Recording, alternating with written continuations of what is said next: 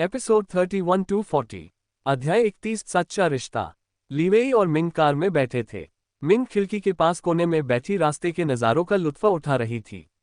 हालांकि उसके पास शीमिंग की यादें थीं, फिर भी उसके लिए हर नई चीज देखना बेहद दिलचस्प था।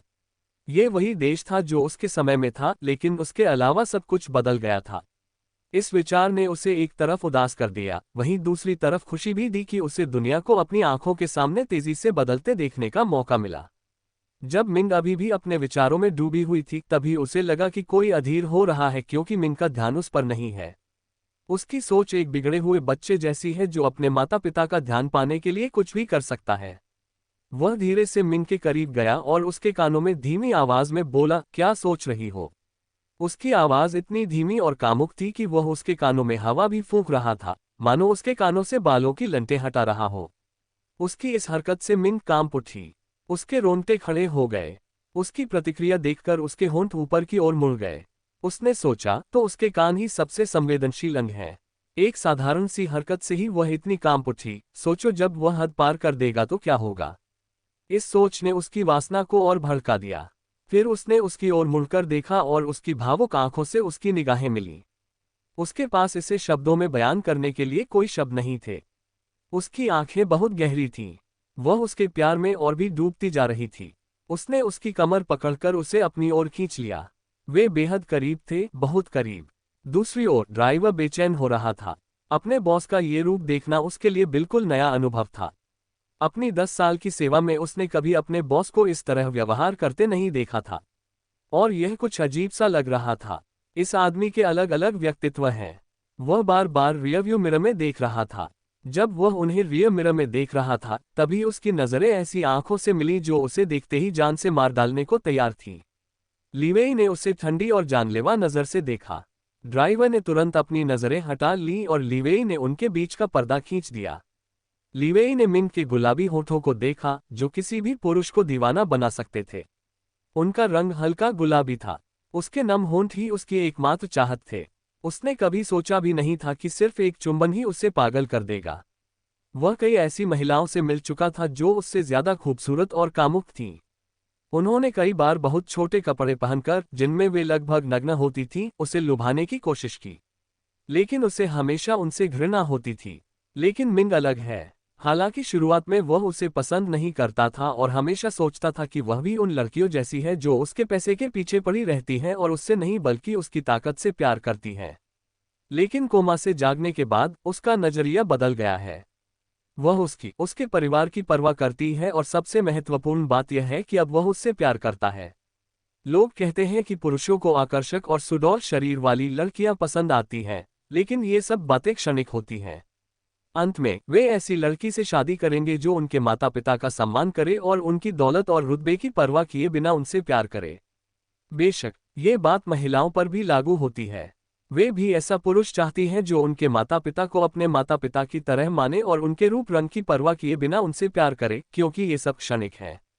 उम्र के साथ सुंदरता भी फीकी पड़ जाती है, वैसे ही प्यार भी एक समय पर फीका पड़ जाता है। किसी भी रिश्ते में सबसे जरूरी है विश्वास, दोस्ती और वादा। इस दुनिया के अंत तक, इस जीवन के अंत तक एक दूसरे के साथ रहने का वादा। यही सच्चे रिश्ते का मतलब है। यही शाश्वत प्रेम का अर्थ है। उसने कोमल आंखों से उसकी ओर देखा। वह उसे चूमने के लिए झुका, मानो उनके होंठ मिलने ही वाले थे कि अचानक ड्राइवर ने ब्रेक लगा दिया और ब्रेक के जोर से मिंग का माथा लीवेई की थोड़ी से टकरा गया। गाड़ी रुक गई। उसे समझ आया कि क्या हुआ है। उसे लीवेई के लिए बुरा लगा। उसे जरूर चोट लगी होगी। उसे बहुत बुरा लगा। उसने अपना हाथ बढ़ाकर उसकी थोड़ी सहलाए और कहा, मुझे माफ कर दो। मेरा ऐसा करने का इरादा नहीं था। क्या तुम्हें दर्द हो रहा है? नहीं, ऐसा नहीं है, उसने उसे उदास देखकर कहा। फिर उसने ड्राइवर की ओर मुड़कर गुस्से से कहा, क्या तुम्हें गाड़ी चलाना नहीं आता? क्या तुम नौकरी से निकाले जाना चाहते हो या क्या? फिर चालक घबराकर उछल पड़ा और बोला, माफ कीजिए महोदय, लेकिन लगता है सड़क पर कुछ समस्या है। इसी वजह से सड़क अवरुद्ध है और बहुत सारे लोग हैं, इसलिए मुझे आपातकालीन ब्रेक लगाना पड़ा। इसी कारण कुछ लोग गाड़ी के सामने आ गए। वह चिंतित और डरा हुआ दिख रहा था। तब लीवेई ने आदेश दिया, जाओ और पता लगाओ क्या हुआ है। इस वजह से उसका मूड खराब हो गया। वे बस किस करने ही वाले थे कि तभी यह सब हो गया। वह बहुत गुस्से में था और सोचने लगा, जरूर कोई जरूरी बात होगी। अध्याय 32 दुर्घटना। कुछ देर बाद ड्राइवर आया और उसने कार की खिड़की पर दस्तक दी। लीवेई ने खिड़की नीचे कर दी। फिर ड्राइवर ने बताया, सर, सामने एक दुर्घटना हो गई है। एक कार ने 40 साल की एक महिला को टक्कर मारकर भागने की कोशिश की। लोगों ने एम्बुलेंस को बुलाया है, लेकिन महिला की हालत गंभीर लग रही है। फिर लीवेई ने कहा, पुलिस को बुलाओ और गाड़ी वापस मोड़ दो। उसने यह बात बिल्कुल गंभीर चेहरे से कही। ड्राइवर ने सिर हिलाया। ड्राइवर की बातें सुनकर मिंग असहज महसूस करने लगी।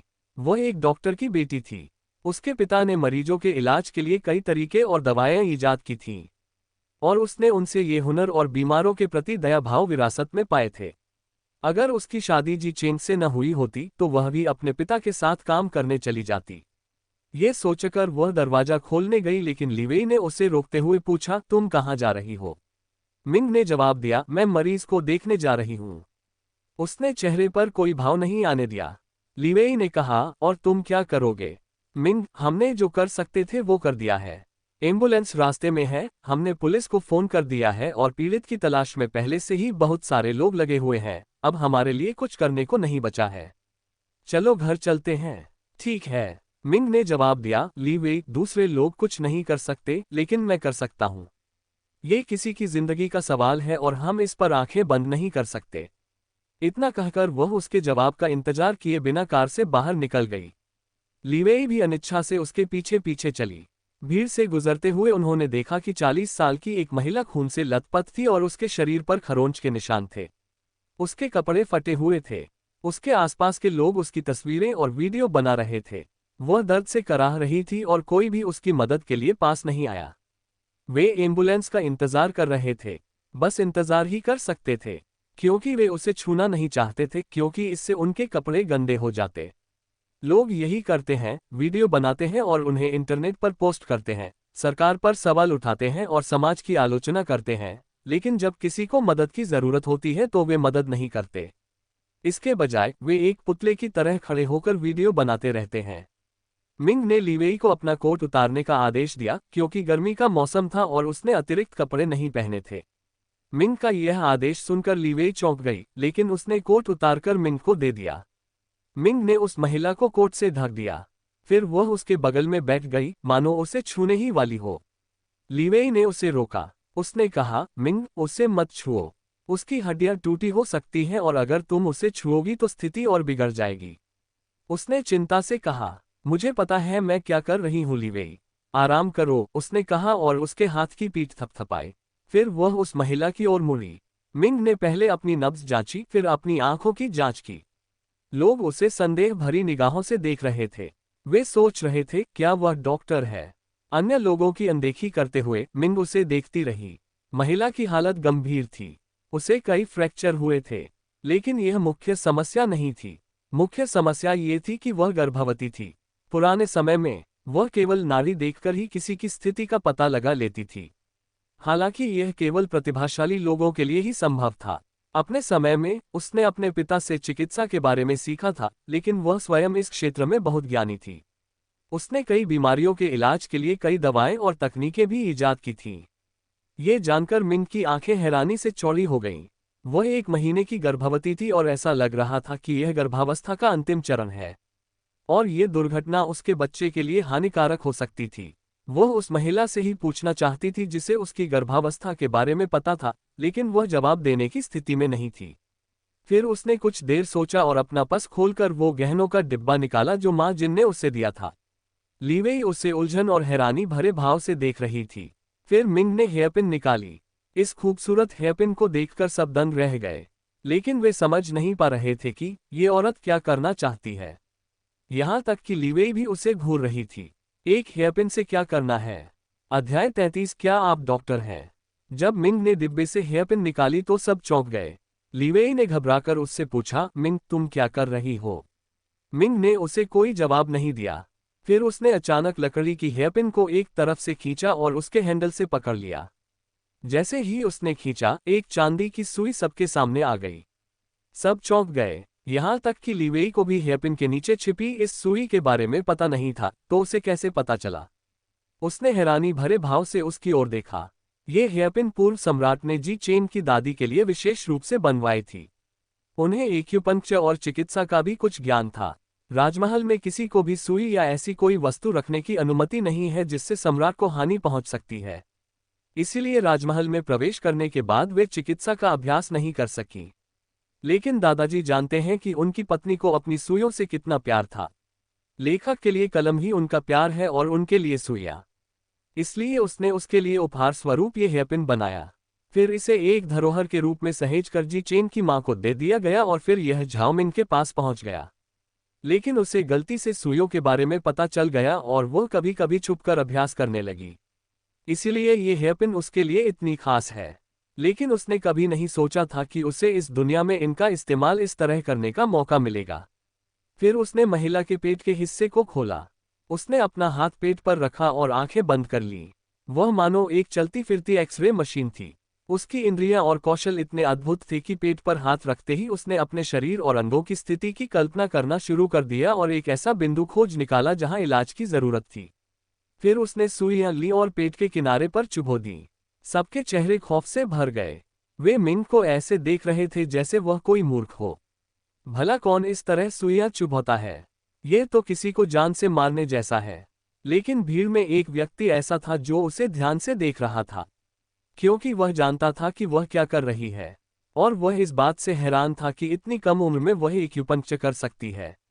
लेकिन सवाल यह है कि वह बिना किसी जांच और निगरानी के ये कैसे कर सकती है, क्योंकि एक्यूपंक्चर की उत्पत्ति प्राचीन चीन में हुई थी, लेकिन समय के साथ इसकी विधि विकसित हो गई है। अब एक्यूपंक्चर के स्थान निर्धारित करने के लिए मशीनों का उपयोग किया जाता है। मनुष्य विकसित हो गए हैं और वे अपने कौशल और अंतर्दृष्टि के बजाय मशीनों पर अधिक निर्भर हो गए हैं। इसलिए वह सोच रहा था कि वह इसके बिना ये कैसे कर सकती है। जब मिंग एक्यूपंक्चर कर रही थी तो सब लोग उससे डर रहे थे और वीडियो बना रहे थे, लेकिन किसी ने कुछ नहीं कहा। यहां तक कि लीवेई भी चुप रहा। वह उसे आश्चर्य और हैरानी भरी निगाहों से देख रहा था। उसे नहीं पता कि वह क्या कर रही है, लेकिन वह इतना जरूर जानता था कि उसे पता है कि वह क्या कर रही है। अंत में मिंग ने सुई को बाहर निकाला और उसे लकड़ी की हेयरपिन से ढके हुए डिब्बे के अंदर रख दिया। उसी समय एम्बुलेंस भी आ गई और पैरामेडिक्स की टीम स्ट्रेचर लेकर आए। फिर उन्होंने महिला को स्ट्रेचर पर लिटाना शुरू किया। जब वे जाने लगे तो मिंग उनके पास गई और टीम के मुखिया को बुलाया। उसने उससे कहा, वह 1 महीने की गर्भवती है। भ्रूण की हालत ठीक नहीं थी, इसलिए मैंने उसका एक्यूपंक्चर से इलाज किया। लेकिन अभी भी उसे देखभाल और उचित उपचार की जरूरत है, इसलिए सावधान रहें और मेरी तरफ से डॉक्टरों को सूचित कर दें। धन्यवाद। इतना कहकर वह जाने के लिए मुड़ गई, लेकिन अधिकारी ने उसे बीच में ही रोककर पूछा, अहम महोदया, क्या आप एक प्राच्य चिकित्सक हैं? अधिकारी को आश्चर्य हुआ कि उस महिला को ये सब कैसे पता है। तब मिंग ने जवाब दिया, आप ऐसा कह सकते हैं। इतना कहकर वह चली गई और बाकी अधिकारियों ने मुखिया से कहा कि उन्हें जल्दी से अस्पताल जाना होगा। इसलिए वह एम्बुलेंस में बैठ गया। लेकिन एम्बुलेंस में उसे याद आया कि वह उस महिला से उसका नाम या कोई और जानकारी पूछना भूल गया था। उन्हें यह भी नहीं पता था कि वह कौन है। अगर मरीज के साथ कुछ गड़बड़ हो गई तो वे उसे कैसे ढूंढेंगे? अगर उसकी बात सच है और यह मरीज गर्भवती है, जिसकी उम्र लगभग 40 वर्ष लगती है, तो इसका मतलब है कि गर्भावस्था देर से शुरू हुई है, लेकिन किसी दुर्घटना के कारण इसमें और भी जटिलताएं आ सकती हैं, और उस महिला ने ही एक्यूपंक्चर किया था। अगर कुछ भी गड़बड़ होती है तो कम से कम वे इसके लिए उस महिला को दोषी ठहरा सकते हैं, क्योंकि उसने पहले उसका इलाज किया था और उन्हें नहीं पता कि उसके पास कोई मेडिकल सर्टिफिकेट था या नहीं। लेकिन अब उसकी लापरवाही के कारण उसे नहीं पता कि वह कौन है। उसने आह भरी। अध्याय 34 बेशर्म। कार में मिंग खिड़की से बाहर देख रही थी जबकि लीवेई बिना कुछ कहे उसे घूर रहा था। मिंग असहज होने लगी। वह इस स्थिति को कैसे समझाएगी? शी मिंग को एक्यूपंक्चर और चिकित्सा के बारे में कोई जानकारी नहीं थी, लेकिन अभी अभी उसने एक महिला का इलाज किया था, वह भी हेयरपिन से। उसे समझ नहीं आ रहा था कि वह उसे ये सब कैसे समझाएगी। अब मुझे घूरना बंद करो और कुछ बोलो ना, मिंग ने उसकी घूरती निगाहों से परेशान होकर कहा। तुम्हें कैसे पता चला कि हेयरपिन के अंदर एक छिपी हुई सुई है? लीवेई ने पूछा। मुझे पता नहीं था। मुझे कैसे पता चलता कि ऐसा कुछ होगा?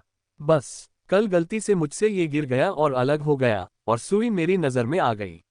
मैंने इसे एक्यूपंक्चर की सुई के रूप में पहचाना। इसलिए मैंने आज इसका इस्तेमाल किया, उसने शर्माते हुए कहा, उम्मीद करते हुए कि वह उसकी बात पर विश्वास कर लेगा। तो फिर आप एक्यूपंक्चर करने के बारे में कैसे समझाएंगे? अब यह मत कहना कि आपने इसे विदेश में सीखा है, क्योंकि मुझे पता है कि आपने वहां बिजनेस की पढ़ाई की है। उसने संदेह भरी निगाहों से पूछा। ये सच है। मैंने इसे विदेश में सीखा था, उसने हिचकिचाते हुए कहा। नजरें मिलाने से बचने के लिए उसकी आंखें इधर उधर घूम रही थीं। सच में? लीवेई ने संदेह के साथ पूछा। उसके संदेह को भांपते हुए मिंग ने कहा, बस मेरी बात सुनो, ठीक है। फिर उसने समझाना शुरू किया। मैं व्यापार की पढ़ाई करने विदेश गई थी, लेकिन वहां मेरी मुलाकात मेरे गुरु से हुई, जिन्होंने मुझे चीनी संस्कृति और खाना पकाने के बारे में सिखाया। वे एक प्राच्य चिकित्सक थे। वे एक्यूपंक्चर और दवाइयों से लोगों का इलाज करते थे, और मुझे इसमें बहुत रुचि हो गई, इसलिए उन्होंने मुझे इसके बारे में सिखाया। जैसा मैंने कहा, यह बिल्कुल ऐसा ही है। उसने उनकी ओर देखा और उनके चेहरे पर कोई भाव नहीं था। वह सोच रही थी कि क्या वह उसकी बात पर विश्वास करेंगे या नहीं। तब लीवेई ने कहा, और उस गुरु का नाम क्या है? उसने प्रश्नवाचक स्वर में पूछा। उसने कुछ देर सोचा और जवाब दिया, झाओ बाई। उसने आत्मविश्वास से कहा, क्योंकि यह सच था। उसके पिता ने ही उसे चिकित्सा और एक्यूपंक्चर के बारे में सिखाया था। लीवेई ने उसके आत्मविश्वास से भरे चेहरे को देखकर अपनी भौहें ऊपर उठाईं। उसने कहा, तो फिर तुमने मुझे पहले क्यों नहीं बताया कि तुम्हें एक्यूपंक्चर और चिकित्सा के बारे में जानकारी है? क्योंकि तुमने मुझसे कभी कुछ नहीं पूछा। उसने आत्मविश्वास से उसकी आंखों में देखते हुए कहा। उसके पिता ने उसे बताया था कि जीवित रहने की सबसे अच्छी तकनीक हमला करना है। अगर आपको पता है कि आपका पक्ष कमजोर है, तो इसे कभी भी बाहर से जाहिर न करें। इसके बजाय दुश्मन का इंतजार किए बिना पहले हमला करें। इस तरह आप दुश्मन को चकमा दे सकेंगे और युद्ध पर अपना नियंत्रण हासिल कर सकेंगे। और उसके पिता की ये रणनीतियां उसे लीवेई को चकमा देने में मदद कर रही थीं। उसके आत्मविश्वास से भरे चेहरे को देखकर लीवेई ने सोचा, वह सही कह रही है। मैंने उससे पहले कभी उसके जीवन के बारे में कुछ नहीं पूछा। वास्तव में मैं उसके बारे में कुछ नहीं जानती। इससे उन्हें आत्मचिंतन करने का अवसर मिला।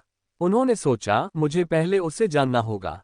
एक दूसरे को जाने बिना हमारा रिश्ता स्थिर नहीं हो सकता। उसने उसकी तरफ देखा और कहा, ठीक है, ठीक है। मुझे तुम्हारी बात पर यकीन है। अब रूठना मत, ठीक है। उसने उसके भावहीन चेहरे को देखते हुए कहा। जब उसने उसकी बात सुनी तो उसकी आंखें चमक उठीं।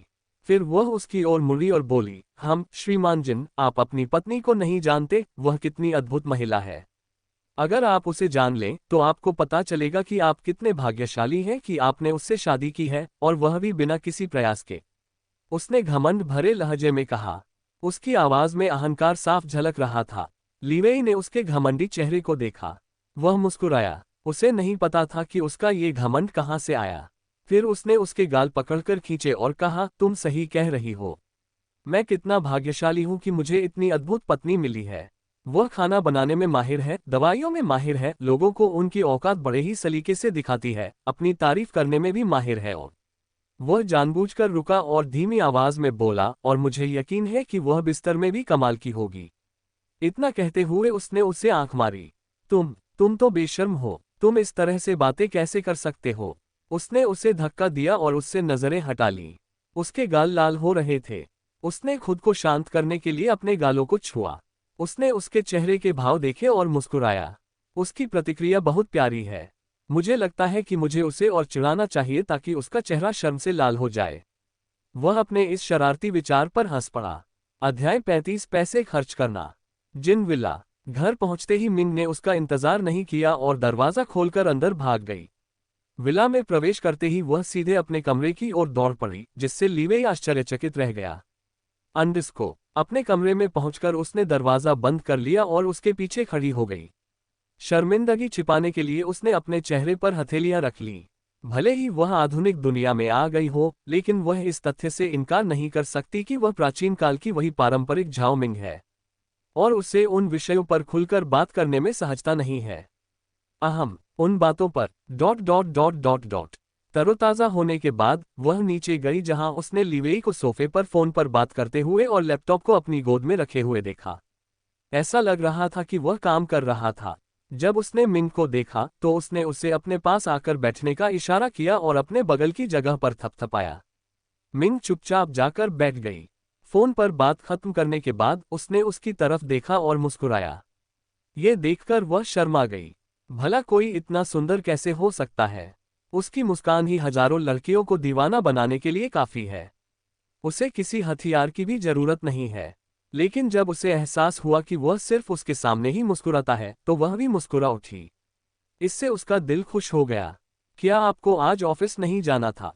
उसने उससे पूछा। मैं आज नहीं जा रहा। मैं आज तुम्हारे साथ समय बिताना चाहता हूं, उसने प्यार से उसके गाल खींचते हुए कहा। वह शर्मा गई। यह आदमी और भी शरारती होता जा रहा है। अगर दूसरे लोग उसे इस तरह देखेंगे तो सोचेंगे कि क्या वह वही ठंडा और घमंडी लीवेई है जिसे वे पहले जानते थे। लेकिन उसे उसका ये रूप पसंद आने लगा था। अगर तुम नहीं जाना चाहते तो मत जाओ। आखिर तुम्हें कौन डांटेगा, तुम तो बॉस हो, उसने अपना शर्म से लाल चेहरा छुपाने की कोशिश करते हुए कहा। उसके होंठ ऊपर की ओर मुड़ गए। उसने अपना लैपटॉप मेज पर रखा और उसकी ओर मुड़कर उसकी आंखों में देखा। अब मैं तुम्हारे साथ समय बिताने के लिए ऑफिस नहीं जा रहा हूं। क्या तुम्हें मेरे नुकसान की भरपाई नहीं करनी चाहिए? उसने बेशर्मी से पूछा। वह समझ गई कि उसका क्या मतलब है, लेकिन उसने अनजान होने का नाटक किया और बेशर्मी से जवाब दिया, बेशक मुझे आपको भुगतान करना चाहिए। मैं आपको अपनी मेहनत से भुगतान करूंगी। ये सुनकर वह मुस्कुराया और सोचा कि उसकी बात मान ली गई है, लेकिन तभी उसके अगले वाक्य ने उसकी खुशी पल भर में गायब कर दी। उसने आगे कहा, तुम्हें इनाम देने के लिए मैं तुम्हारे लिए स्वादिष्ट दोपहर का खाना बनाऊंगी। और इतना ही नहीं, मैं तुम्हें तनाव से राहत दिलाने के लिए मसाज भी दूंगी। उसने गर्व से कहा, क्योंकि वह मसाज करना जानती थी, उसे उन पॉइंट्स का पता था जिनसे उसका तनाव दूर हो जाएगा। लेकिन वह उसकी शैतानी मुस्कान से अनजान थी। उसका मतलब तो बस एक साधारण शुद्ध मालिश था। खाना बनाते हुए सुनकर वह थोड़ा नाराज हुआ, लेकिन जब उसने उसमें मसाज भी जोड़ दी तो वह खुश हो गया और बोला, ठीक है, मसाज ही ठीक रहेगा। उसके बाद उसने उसके लिए एक शानदार भोजन बनाया। उसने सब कुछ खा लिया। यह आश्चर्यजनक था, उसने एक दिन में इतना खाना कभी नहीं खाया था। उसकी पत्नी उसे मोटा करने पर तुली हुई है। दोपहर के भोजन के बाद जब वे चाय पी रहे थे, तभी उसने उसकी ओर मुड़कर कहा, ली वेई, मैं सोच रही थी कि पिछवाड़े में कुछ औषधीय जड़ी बूटियां उगाऊं। इससे मैं तुम्हारे लिए कुछ सेहतमंद पे बना सकूंगी और कुछ जिन हवेली भी भेज सकूंगी। कल मैंने देखा कि दादाजी के घुटने में दर्द हो रहा है, और माँ ने भी मुझे बताया कि मधुमेह के कारण उन्हें बहुत तकलीफ हो रही है। डॉक्टर ने उन्हें चीनी का सेवन कम करने के लिए कहा है, लेकिन वे चुपके से कुछ मीठा खा लेते हैं जिससे नियंत्रण करना मुश्किल हो जाता है। तो अगर मैं उसे कुछ दवाएं भेजूं और वह उन्हें रोजाना ले तो इससे उसके खून में इंसुलिन का स्तर कम हो सकता है, और यह रासायनिक दवाओं से बनी दवाओं से कहीं बेहतर और सुरक्षित होगा। आपका क्या विचार है? हम जो आपको ठीक लगे वही करें। मुझे दवाइयों के बारे में कोई जानकारी नहीं है, इसलिए आप ही फैसला करें। और ये आपका घर है, जो मन करे वो करें। और आगे से आपको इन छोटी मोटी बातों के लिए मुझसे पूछने की जरूरत नहीं पड़ेगी। इतना कहते हुए उसने अपने बटुए से एक कार्ड निकाला और उसे देते हुए कहा, लो, इसे संभाल कर रखो। अब से अगर तुम्हें किसी चीज की जरूरत हो या कुछ खरीदना हो तो बस इसका इस्तेमाल करना। इसका पासवर्ड तुम्हारी जन्मतिथि है, और इसे जैसे चाहो वैसे इस्तेमाल करो। इसकी कोई सीमा नहीं है, तो जितना चाहो उतना खर्च करो। मेरी प्यारी सी पत्नी, उसने उसके गाल खींचते हुए कहा। ऐसा लगता था जैसे उसे उसके लाल गालों की लत लग गई हो। उसके शब्दों पर वह शर्मा गई और फिर बोली, जो मन करे खर्च करो। पैसे का इस्तेमाल समझदारी से करना चाहिए और फिजूल खर्ची नहीं करनी चाहिए। और अगर आपके पास फालतू खर्च करने के लिए पैसे हैं तो उन्हें दान में दे दीजिए। कम से कम इससे किसी की मदद तो होगी। खरीदारी करने और दिखावा करने से तो बेहतर ही है। हो सकता है कि वह अपने पिछले जन्म में महारानी रही हो, लेकिन उसका पालन पोषण ऐसे परिवार में हुआ था जो देश और जनता के लिए काम करता था। उसे फिजूल खर्ची पसंद नहीं थी, बल्कि वह उस पैसे को जरूरतमंदों की मदद में लगाना पसंद करती थी। वह हरम की दूसरी महिलाओं जैसी नहीं थी जो सिर्फ गहनों और कपड़ों पर पैसा बर्बाद करना पसंद करती थी। उसे लोगों की मदद करने में खर्च करना अच्छा लगता था, लेकिन जब वह दान करती थी तो उसकी सास उसे पैसे बर्बाद करने के लिए डांटती थी, जबकि बाकी महिलाएं गहनों और कपड़ों पर खर्च करती थीं। उसकी बातें सुनकर वह मुस्कुरा उठा। उसे मानना ही पड़ा कि यह लड़की पहले से कहीं ज्यादा दिलचस्प होती जा रही है। वही लड़की जो लाखों रुपये बेपरवाही से खर्च करती थी और अब उसे पैसे के इस्तेमाल पर नसीहत दे रही है। वह हंसा और उसे गले लगाते हुए बोला, ठीक है मेरी प्यारी पत्नी, अब तुम इससे जो चाहो करो, अब ये सब तुम्हारा है। उसने उसे कसकर गले लगाते हुए कहा। वह भी मुस्कुराए। अध्याय 36 करीब लड़का। बातचीत के बाद ली वेई ने कहा, अब जैसा तुमने वादा किया था, मुझे मसाज दो। मैं बहुत थकी हुई और तनावग्रस्त हूँ। मुझे तनाव मुक्त होना है। आंख मारते हुए मिंग ने उसके चेहरे के हाव भाव नहीं देखे और जवाब दिया, अहम, ठीक है। तुम ऊपर जाओ, मैं थोड़ी देर में आती हूँ। मुझे कुछ तैयारी करनी है। उसने उसकी ओर देखते हुए उसे ऊपर जाने का इशारा किया।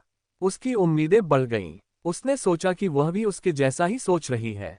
वह खुशी खुशी ऊपर गया और जल्दी से नहा लिया। उसने काली टी शर्ट और ट्राउजर पहनी हुई थी। उसके गीले बाल आकर्षक लग रहे थे। उसने अपना सबसे अच्छा परफ्यूम लगाया और कमरे में रूम फ्रेशनर भी छिड़का। हालांकि अभी दोपहर ही थी, पर किसे परवाह थी। उसने पर्दे बंद कर दिए और कमरे को सुगंधित मोमबत्तियों से सजाया। उसने रोशनी धीमी कर दी और कमरे में सोफे पर बैठकर उसका इंतजार करने लगा। वह बेसब्री से उसका इंतजार कर रहा था। वह देखना चाहता है कि उसने उसके लिए क्या तैयार किया है।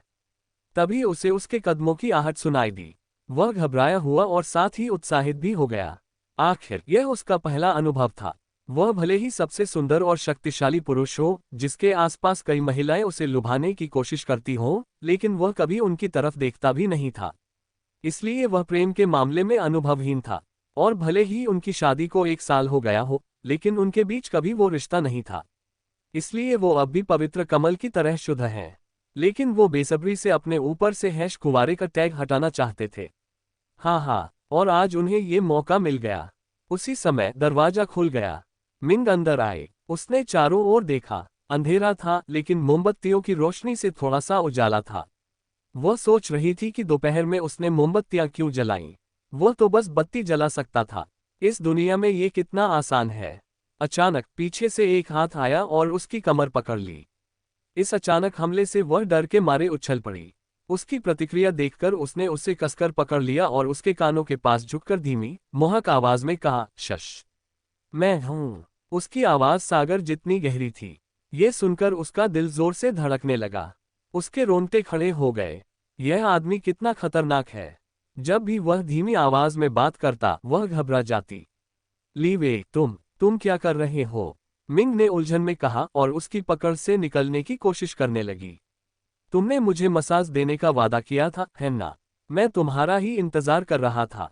अब आओ और मुझे अच्छी तरह से मसाज दो, उसने धीमी, मोहक आवाज में कहा।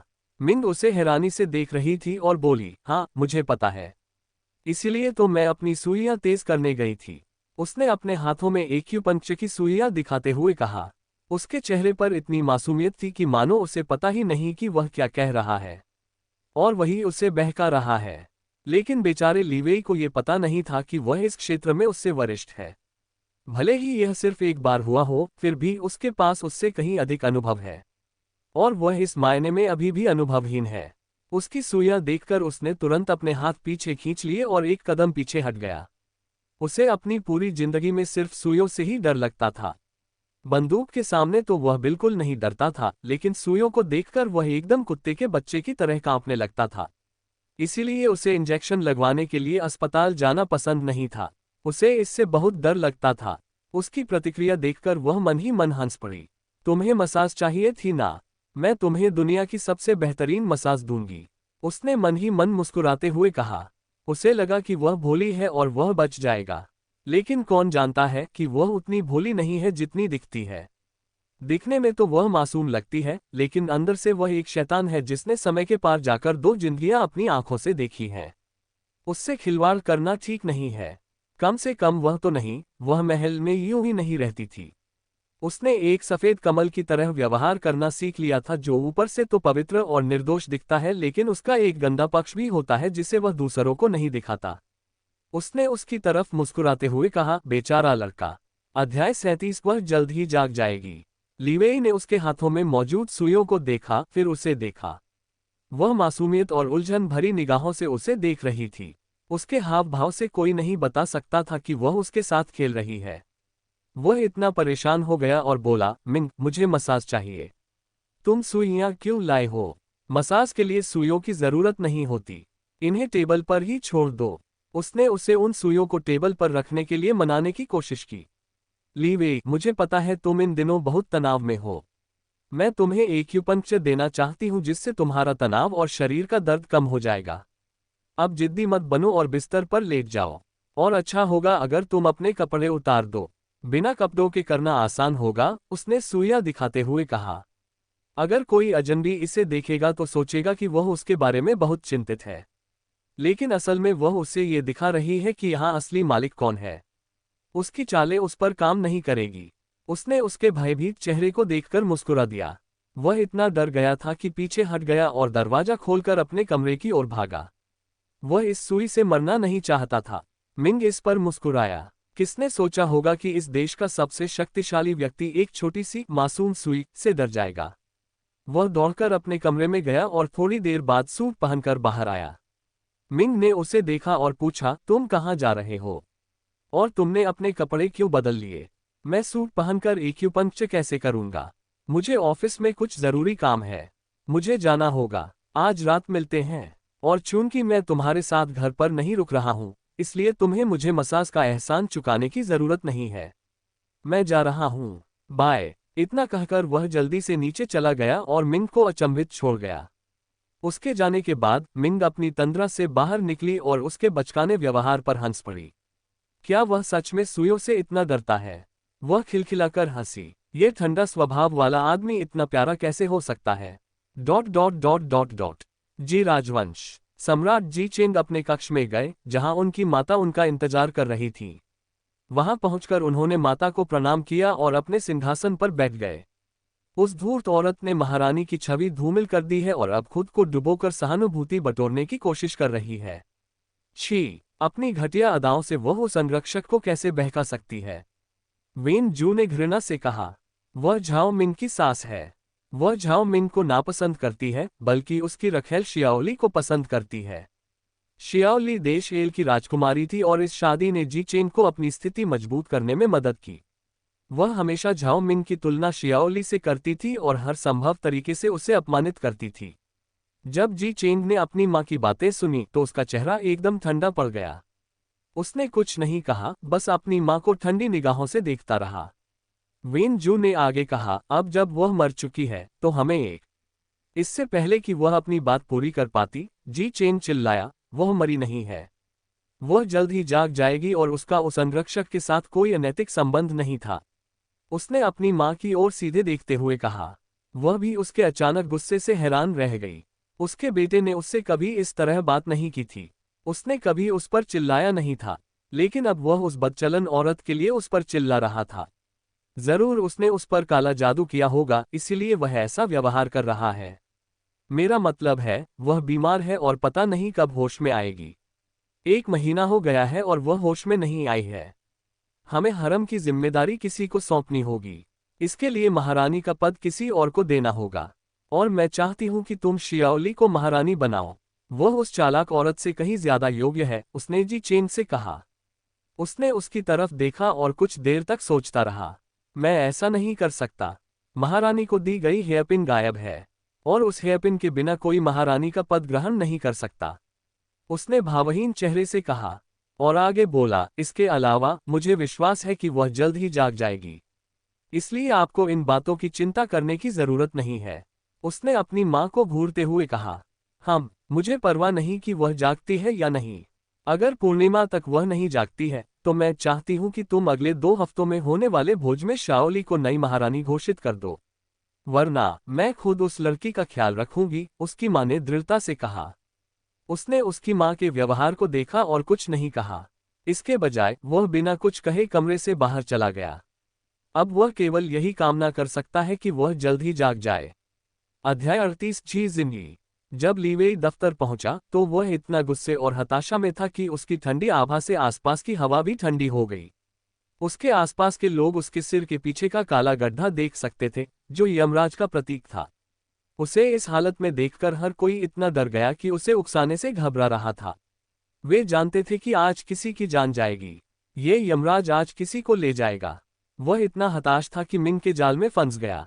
उसने कभी सोचा भी नहीं था कि वह इतनी चालाक हो सकती है। वह उसके साथ कुछ अच्छा समय बिताना चाहता था, लेकिन अब वह उसके साथ कुछ बुरा भी कर सकती है। वह इतना हताश था कि मिंग के जाल में फंस गया। उसने कभी सोचा भी नहीं था कि वह इतनी चालाक हो सकती है। वह उसके साथ कुछ अच्छा समय बिताना चाहता था, लेकिन उसने न सिर्फ उसे बेवकूफ बनाया बल्कि उन डरावनी सुइयों से उसका मूड भी खराब कर दिया।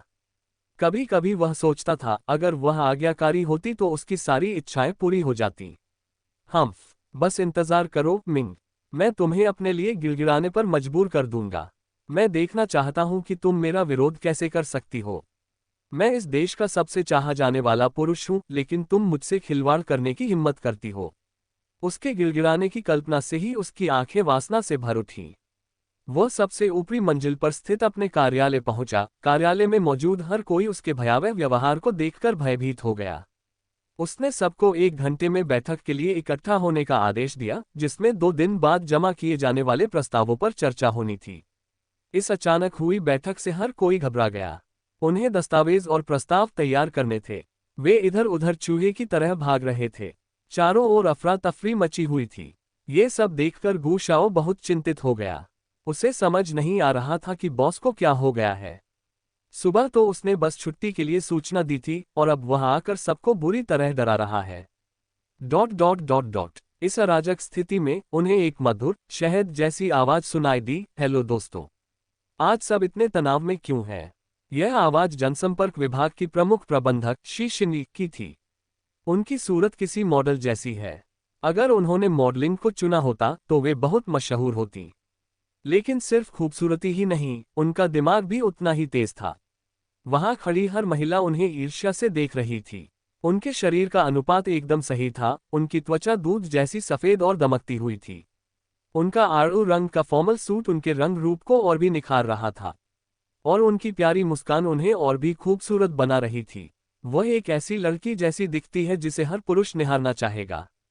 वह सफेद कमल की तरह कोमल है, जो हर पुरुष के मन में उसकी रक्षा करने की तीव्र इच्छा जगाती है, लेकिन साथ ही वह पुरुषों की दुनिया में भी अपना रुतबा कायम रखने में सक्षम है।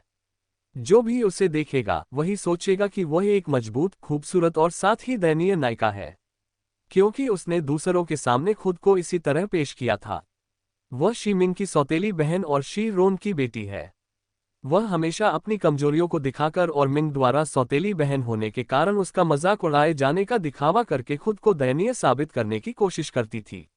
लेकिन पर्दे के पीछे वह हमेशा मिंग को उकसाती रहती थी और अनजाने में ही वह कई बार दूसरों के सामने शर्मिंदा हो जाती थी।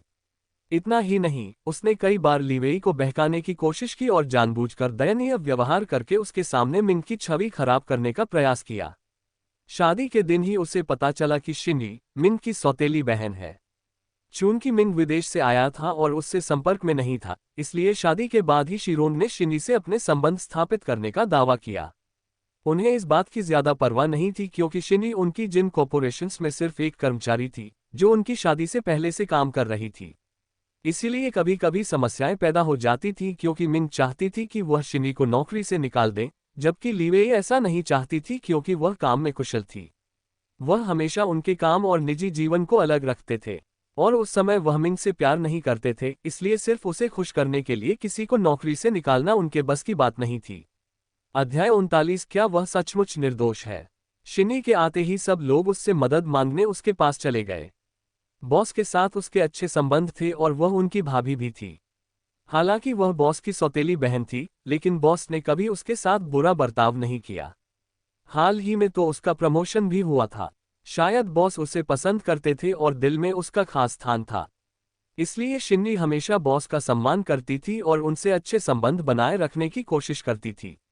उसने उनके चिंतित चेहरों को देखा और मुस्कुराते हुए कहा, चिंता मत करो दोस्तों, मैं उससे बात करूंगी और देखूंगी कि क्या हो सकता है, लेकिन मुझे यकीन नहीं है कि वह बैठक स्थगित कर पाएगा। वह लीवेई के दफ्तर का दरवाजा खटखटाने गई। उसने कहा, अंदर आ जाओ। फिर वह अपने हाथों में एक कप कॉफी और कुछ फाइलें लेकर अंदर चली गई। उसने कहा, शुभ दोपहर महोदय। हालांकि वह उसे लीवेई कहकर बुलाना पसंद करती थी, पर उसने उसे इस तरह बुलाने की इजाजत नहीं दी, इसलिए उसे सर कहना पड़ा। ये कैसा सर है, कितना अजीब लगता है। वह पहले लीवेई से प्यार करती थी और उसी की वजह से उसके करीब आने के लिए उसने जिन कॉर्पोरेशन में नौकरी की थी। वह हमेशा लीवेई का ध्यान आकर्षित करने के लिए लगन से काम करती थी, लेकिन उसने कभी नहीं सोचा था कि मिंग के दादाजी उसकी शादी उससे तय कर देंगे और वह उसकी पत्नी के बजाय उसकी भाभी बन जाएगी। वह मिंग से दिल से नफरत करती थी। वह मेरी जगह कैसे ले सकती है? वह तो श्रीमती जिन कहलाने के भी लायक नहीं है। जब उसने मुड़कर देखा तो उसने शिनी को अपने हाथों में एक कप कॉफी और फाइलें लिए हुए देखा और भावहीन होकर कहा, इन्हें नीचे रखो। क्या बात है? उसने कहा, अरे कोई खास बात नहीं है, बस मैंने सुना कि बड़ी बहन की नींद खुल गई है और हम उनसे मिलने नहीं जा पाए। पापा को भी उनकी बहुत याद आ रही थी। हम सब उनके लिए बहुत चिंतित थे, इसलिए पापा आपको और बड़ी बहन को रात के खाने पर बुलाना चाहते थे। उसने जानबूझकर थोड़ा रुककर सिर झुकाते हुए कहा, हम जानते हैं कि बहन मुझे बहन की तरह नहीं मानती, लेकिन मैंने हमेशा उसे अपनी बड़ी बहन की तरह माना है। जब उसने आत्महत्या करने की कोशिश की तो मैं बहुत चिंतित थी। मुझे पता है कि वह भावुक है और कभी कभी रूखा व्यवहार करती है, लेकिन आपको इसे दिल पर नहीं लेना चाहिए। कृपया उससे नाराज मत होना। मैं बहन को बता दूंगी कि आप उसकी कितनी परवाह करती हैं और जब वह कोमा में थी तो आप कितनी चिंतित थीं। उसने इतने मासूम चेहरे से कहा कि दूसरों को लगेगा कि वह सचमुच अपनी बहन की परवाह करती है, लेकिन असलियत इससे बिल्कुल अलग थी। वह मिंग का मजाक उड़ा रही थी। एक तरफ तो वह अपनी नेक और आज्ञाकारी छोटी बहन होने का दिखावा कर रही थी, जबकि दूसरी तरफ वह एक बदतमीज और आज्ञाहीन बड़ी बहन थी। लीवेई ने उसे भावहीन निगाहों से देखा। पहले उसे मिंग के पारिवारिक पृष्ठभूमि से कोई खास मतलब नहीं था। वह जानता था कि कोमा से जागने के बाद मिंग में बहुत बड़ा बदलाव आया था, लेकिन उसने अपने परिवार के बारे में नहीं पूछा। अपनी सौतेली बहन या मां को छोड़कर उसने अपने असली पिता के बारे में भी नहीं पूछा। यहां तक कि अपने घर में भी पिता जिन को देखकर वो फूट फूट कर रोई। यही वह पल था जब उसे लगा कि कुछ गड़बड़ है। उसे लगा कि मामला इतना सीधा नहीं है जितना दिखता है। उन्हें वह समय याद आया जब मिंग कोमा में थी। वे उससे मिलने नहीं गए क्योंकि वे उसकी चिंता में डूबे हुए थे। इसके बजाय वे लीवेई के पास जाकर रोने लगे कि वह अधमरी हालत में है और उसने जिन और शी परिवार की प्रतिष्ठा को कलंकित कर दिया है। उसने उन्हें निराश किया था। वह इतनी काय कैसे हो सकती है कि आत्महत्या करने की कोशिश करे? वह पहले से ही इस हालत में थी और वे उसकी भलाई के लिए प्रार्थना करने के बजाय उसे कोस रहे थे। उसने शिन्नी पर लीवेई को बहकाने की कोशिश करने का आरोप भी लगाया और शिन्नी की प्रतिष्ठा को धूमिल कर दिया। मुआवजे के तौर पर वे चाहते थे कि शिन्नी की शादी लीवेई से हो जाए। उन्होंने कहा कि वे चाहते हैं कि शिन्नी मिंग द्वारा की गई गलतियों को सुधारे। उस समय उन्हें उनके व्यवहार से घृणा हुई। हालांकि पहले उन्होंने मिंग को कभी अपनी पत्नी नहीं माना था, लेकिन उनकी पत्नी के बारे में इस तरह की बातें सुनना उनके लिए असहनीय था। और ऊपर से वे उसके माता पिता थे जो खुद को मौत का श्राप दे रहे थे और कोमा में भी थे, फिर भी वे शिनई से उसकी शादी करवाने की कोशिश कर रहे थे। कितनी निर्दयी हरकत! इसलिए उसने गू शाओ को मिंग के आत्महत्या के प्रयास की घटना की जांच करने के लिए कहा। उस रात उसके साथ क्या हुआ और वह किससे मिली? वह जानना चाहता था, क्या ये शिनी सचमुच उतनी ही मासूम है जितनी वह दिखती है। अध्याय 40 उसकी कठिनाइयां। संपादित। लीवेई ने शिनी को देखा जो दयनीय और स्नेहशील बहन होने का नाटक कर रही थी, जबकि वह शी मिंग को बहन तक नहीं मानती थी। उसे अभी तक जांच के नतीजे नहीं मिले थे, लेकिन उसे शी मिंग पर विश्वास होने लगा था। जिया मिंग भले ही अतीत में रूखी दिखती हो, लेकिन वह काफी सीधी सादी थी। वह कभी भी उन लोगों के प्रति अच्छा व्यवहार करने का दिखावा नहीं करती थी जिन्हें वह पसंद नहीं करती थी। इसीलिए शिन्नी की तुलना में शी मिंग बुरी लगती है, और इसका फायदा उठाते हुए शिन्नी एक अच्छी और आज्ञाकारी बहन की तरह व्यवहार करती है, जबकि शी मिंग स्वार्थी और असभ्य लगती है। कुछ देर बाद उसने कहा, वह ठीक है, और खाने के बारे में मैं उससे पूछ लूंगा। और कुछ? उसने उसकी तरफ देखे बिना कहा। वह उसके व्यवहार को लेकर असमंजस में थी, इसलिए उसने अपने होंठ सिकोड़ लिए। पहले वह कभी उसके साथ ऐसा व्यवहार नहीं करता था, लेकिन अब तो वह उसकी तरफ देखता भी नहीं है। उस कमीनी ने मेरे बारे में कुछ बुरा कहा होगा। वो मरी क्यों नहीं? तब लीवेई मेरी हो सकती थी। उसने गुस्से से दांत पीसते हुए और अपनी भावनाओं को काबू में रखते हुए कहा, कुछ नहीं। तो मैं चलती हूँ। वह जाने के लिए मुड़ी, लेकिन बीच बीच में पीछे मुड़कर उसे देखती रही कि क्या वह उसे रोकना चाहता है या उस कुतिया के बारे में उसने जो कहा उस पर उसकी कोई प्रतिक्रिया है। लेकिन हैरानी की बात यह थी कि वह बहुत शांत था। उन पर किसी भी तरह का कोई असर नहीं दिखा। ये कैसे संभव हो सकता है? वह अनिच्छा से कार्यालय से निकली और बाहर सभी लोग सीईओ के मूड को जानने के लिए उसके चारों ओर जमा हो गए। उसने अपने निचले होंठ दबाए और कहा, मुझे लगता है कि वह तनाव में है क्योंकि मेरी बहन अभी अभी कोमा से जागी है और उसे उसकी देखभाल करनी है। उसकी देखभाल करना उसके लिए तनावपूर्ण होगा, लेकिन अब जब वो जाग गई है तो मुझे लगता है कि सब कुछ ठीक हो जाएगा। मुझे बस यही उम्मीद है कि अब वो लीवेई और अपनी जिम्मेदारियों को समझने लगेगी और लापरवाही से कोई काम नहीं करेगी। उनके शब्दों से ऐसा प्रतीत हुआ कि वह एक दयालु और विचारशील व्यक्ति हैं जो अभी भी अपनी बहन का भला चाहती हैं। उसकी बातें सुनकर ऑफिस में मौजूद हर कोई सीईओ पर तरस खाने लगा, क्योंकि उसकी पत्नी इतनी अक्षम है और वह शिनई और लीवेई के बीच एक फालतू इंसान की तरह लगती है। शिनी न केवल खूबसूरत है बल्कि अपने काम में भी माहिर है। वह अपने काम में बहुत कुशल है। शिनी हमेशा ऐसा दिखावा करती थी जैसे वह और लीवेई पहले रिश्ते में थे, लेकिन मिंग उनके बीच आ गया। दूसरी ओर लीवेई को इन छोटी मोटी अफवाहों की कभी परवाह नहीं थी, क्योंकि उन्हें एक कंपनी का प्रबंधन करना था और कंपनी में शीर्ष पद पर होने के कारण उन्हें इन सभी अफवाहों की आदत हो चुकी थी। लेकिन उसे यह नहीं पता कि इन अफवाहों से सबसे ज्यादा शिमिंग परेशान था। पहले शिनी की मां ने उसके पिता को बहकाया और उनके खुशहाल परिवार को बर्बाद कर दिया, और अब वह उसके पति के बारे में भी गलत सोच रही थी। मां और बेटी दोनों एक ही जैसी हैं। शिनी हमेशा निजी तौर पर शीमिन को उकसाती थी और ऐसा व्यवहार करती थी मानो वह और लीवेई रिश्ते में हो और शीमिन को धोखा दे रही हो। लीवेई के सामने वह एक ऐसी देखभाल करने वाली बहन बन जाती है जो हमेशा अपनी बहन का भला चाहती है। इससे उसके और लीवेई के बीच गलतफहमियां और बढ़ गईं, और जब भी उसे मौका मिलता वह ऑफिस में शीमिन की प्रतिष्ठा को खराब करने की कोशिश करती, ताकि कोई भी उसे एक सभ्य महिला बॉस के रूप में स्वीकार न कर सके। योजना उसके मुताबिक ही चली। उसकी बातें सुनकर सब लोग जीमिन की बुराई करने लगे और कहने लगे कि वह एक महिला बॉस के तौर पर कितनी अक्षम है। वह मिसेज जिन बनने के लायक नहीं है, बल्कि शिनई को उस पद पर होना चाहिए था। वह उस मस्खरे के बजाय बॉस के साथ ज्यादा अच्छी लगती है। शिनी ने मन ही मन सोचा, इन बेवकूफों को बेवकूफ बनाना कितना आसान है। उसने मुस्कुराते हुए कहा और अपने विभाग में जाने के लिए बहाना बनाकर चली गई। दफ्तर में लीवेई ने गू शाओ को फोन करके पूछा कि क्या उसे कुछ मिला है। गू शाओ उनके सामने खड़ी होकर बोली, सर, मैंने मैडम के बारे में जानकारी जांची और पता चला कि उनकी हालत वाकई दयनीय है। उनके पिता ने शादी के तुरंत बाद ही उनकी मां को धोखा दिया था, और उनकी मृत्यु के बाद वह अपनी रखेल और सुश्री शिनी को घर ले आए। पुनर्विवाह के बाद उसका चरित्र एक स्नेही पिता से एक नीच व्यक्ति में बदल गया। वह मैडम को गाली देने लगा और कभी कभी उसे पीटता भी था। वह सुश्री शिनी की परवाह करता था और मैडम को त्याग दिया। इसीलिए दादा ली ने मैडम को अपने साथ ले जाकर विदेश में पढ़ने के लिए भेज दिया। और जब उन्हें पता चला कि मैडम की शादी आपसे होने वाली है, तो उन्होंने इस शादी को रोकने की कोशिश की, लेकिन बड़ों की इच्छा के चलते वे कुछ नहीं कर सके। वे शादी क्यों रद्द करना चाहते थे? गू शाओ की बातें सुनकर लीवेई ने भौहें चढ़ाईं और उसके चेहरे के भाव गंभीर हो गए, क्योंकि वे चाहते थे कि सुश्री शिनी की शादी आपसे हो। मुझे ये भी पता चला है कि वह आपको पसंद करती हैं, गू शाओ ने हिचकिचाते हुए जवाब दिया। लीवेई ने अपनी आंखें सिकुड़ी और उसके चेहरे पर उदासी छा गई।